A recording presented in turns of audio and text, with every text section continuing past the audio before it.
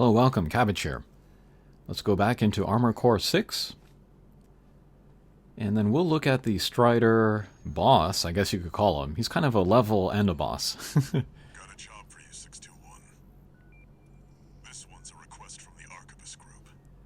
And then I did record the previous missions. They were like reconnaissance or like one-on-one versus another AC or that kind of thing.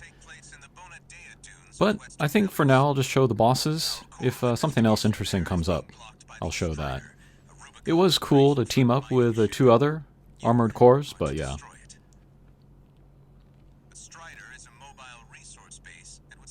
And I'm trying to get these sound levels right. I was having trouble with the previous video. Part of that was because the in-game sound settings were a little bit too low. Part of that was because the editing software that I use, the settings there were too low. I'm trying to strike a good balance so that people can hear what's in the game, but also hear my voice. This is a process I have to go through with every new game that I play or cover, because they're all mixed differently.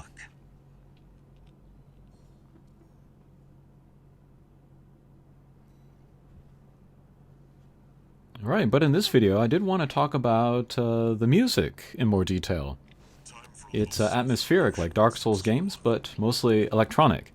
And I was so impressed, even on first listen, being a fan of electronic and ambient music, that I was almost immediately like, who composed this? And it's an in-house composer that worked on previous Armored Core games, previous FromSoft games. But I went back and I listened to a few tracks of older games, and those are much more straightforward, dancey, techno tracks. Nothing wrong with that, but with this game, there was like a big change in mood and composition. And I feel like the two biggest evolutions in sound are like the bass beats and then the screeching, roaring gashes of sound that kind of function like a swell in a symphony, maybe the closest thing being like a string section. But some other film soundtracks that kind of remind me of what Armored Core is doing here would be like Serpico, Blade Runner 2049, Tenet, Tron Legacy, and an oldie but goodie in Terminator 2. Some recent musical artists that this reminds me of are Oneotrix Point Never and Andy Stott. I don't know if anyone fits this description, but if you're watching this video and you have no intention of picking up Armored Core 6, and you like any of the films or musical artists that I just mentioned, then definitely have a listen to this soundtrack. That cross-section might be like two people, but yeah, have a listen. The beats, some of the beats that are in this game are kind of that recent thing where like it's not a mid or a high, it's very low. It's almost like a suction of sound. We see this like in the action scenes of Tenet. And then that gash, that sound, kind of brings to mind like a giant mechanical core flying across the sky or missiles flying across the sky. Take out one of its legs and bring it to a halt. We've seen that also in like, what was it? Inception? But that was strings, if I remember. Or brass, one of those two. But yeah, with it being like a techno or electronic sound in this game, it feels more like cold and like dystopian for it.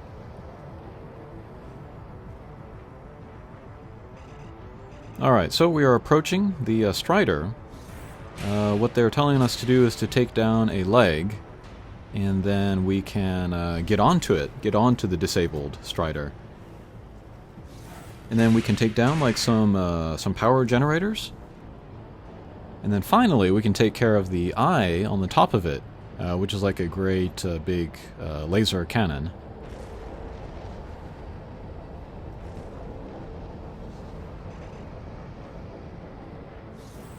And then also, related to music, there's this gaming YouTuber that I like, former opera singer, who analyzes Dark Souls music along with other music, through the lens of his classical training.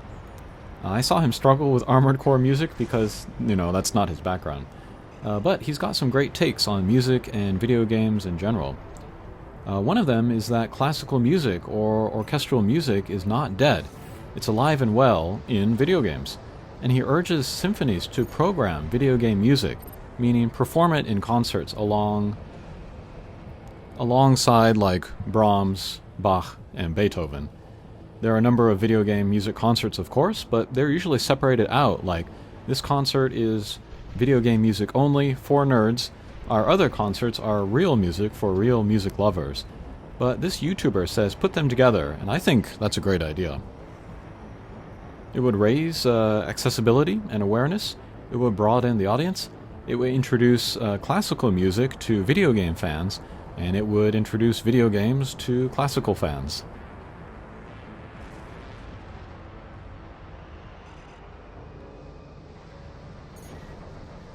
Alrighty, so I was going for the wrong leg. The other one has the exposed part, so we can fire missiles there.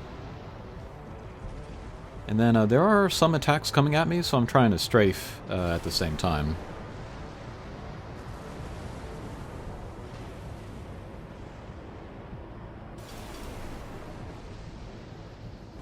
And then another great take that this YouTuber has is that video games are the modern equivalent of opera, and I'm like, yeah, I agree with that too. What is opera but a story told with music? What's different is the form, how the story is presented, but at heart it's still simply storytelling. The thing about video games is they are much more appealing to modern audiences. And the idea of form relates to a few other topics, like can we ever dismiss an entire form? What can we consider an art form? And are video games art? Alright, but we took down that leg, and yeah, the Strider's kind of fallen over. And it kind of becomes a level. We can suddenly get onto it. Fly up to like flat areas and slowly work our way up. Oh, and I changed my legs. I bought some new legs. They're like lighter and springier. So that'll be helpful for this kind of very vertical part of the level. Yeah, and I'm really liking the laser sword. I don't know if I can give that up.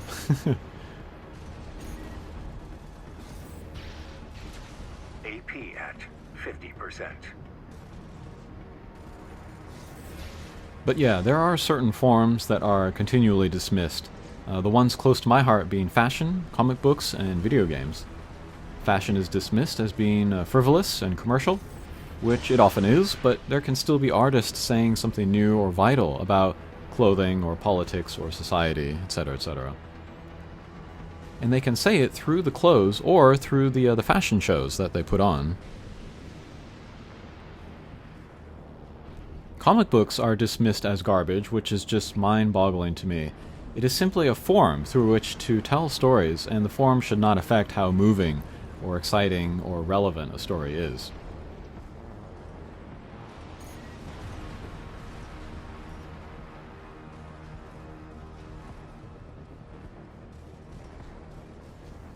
I once gave my dad a copy of From Hell to read, one of my favorite works of literature ever, and he was like, oh, that'll be fun, because he was just looking at it as a comic book, not knowing that it's one of the least fun books out there.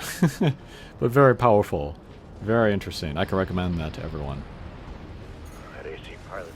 And then video games, as a form, are dismissed for kind of everything I laid out about fashion and comic books.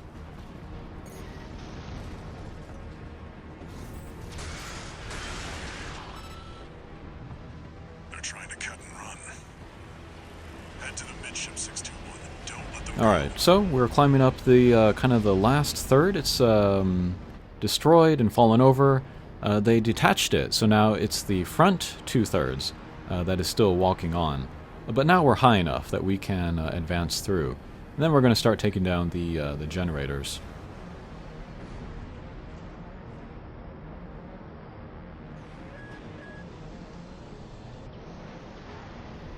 But yeah, as for what are art forms, I'm reluctant to call any form an art form, because to me, saying that, it kind of raises everything of that to the level of art, which a lot of stuff doesn't deserve. Like, if we call photography an art form, then is photography for, like, advertising or the snapshots that we take on our phones, is that all art? No, of course not. Some of them are, but not all. And so, rather than talk about entire forms being art, I think it's better to look at individual works one by one and judge them as having art in them or being artful.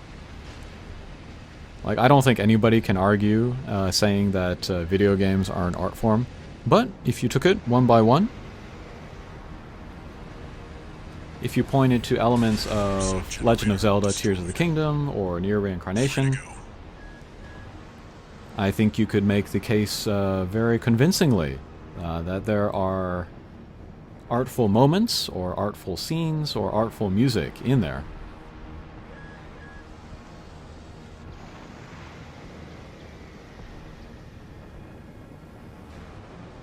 And then I think going ahead with my channel, I would like to maybe focus on more artful video games. Maybe go back and play some retro games, which had a lot of influence on games that we see these days. In my Near Replicant playthrough, I talked about Eco a lot. If I could somehow do a playthrough of that, that would be great. There's probably some kind of like compilation for PlayStation that I could do. I still hate battle in that game though. Super annoying, totally unnecessary. Okay, anyway. We are very close to the top of the Strider. We're taking down the generators. And yeah, every so often the eye is shooting out a big ol' barrage of lasers. Very, very damaging. And then here I'm going to use manual aim. Shoot some missiles in there. Alright, and then that's the last generator. And then we can see the HP going down on the Strider there at the top. Okay, we are right under the eye. I'm going to wait until the big laser stops firing. And then we'll get in there, start attacking.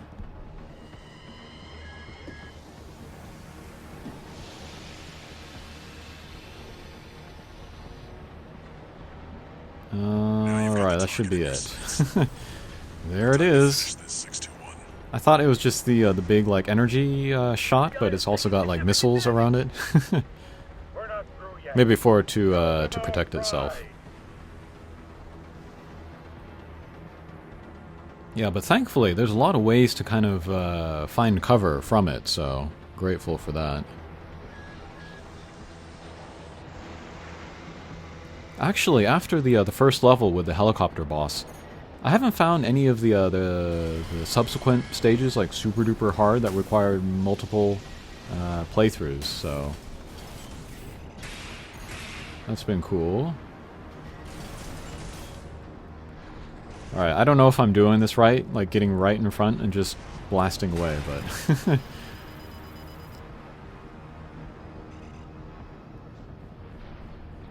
alright, we did take a hit there, but kind of just a grazing hit, so didn't lose a ton of life. Alright, I think we got an opening. Alright, missiles, lasers, laser blade if I can get close enough. Okay, okay. How could just one AC do this? One repair kit remaining. Alright, should be one more hit, but just to be on the safe side, we'll retreat once. Ooh, missiles.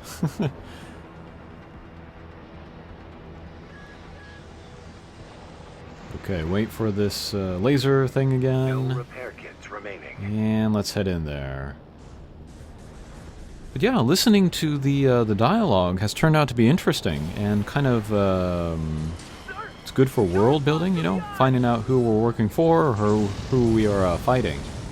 And here, I'm kind of getting a sense that the Resistance kind of has like a religious aspect to it. They worship the coral, maybe. So that'll be interesting to continue listening to that as I go through. But yeah, I am hanging on to the English voice acting for dear life. Everything else is in Japanese, so yeah. Alright, and then we are told to get away from the collapsing Strider, so we'll do that. But yeah, the scale. Approaching it and then leaving it here at the scale is just crazy. Strider's blowing itself up. A fitting end for some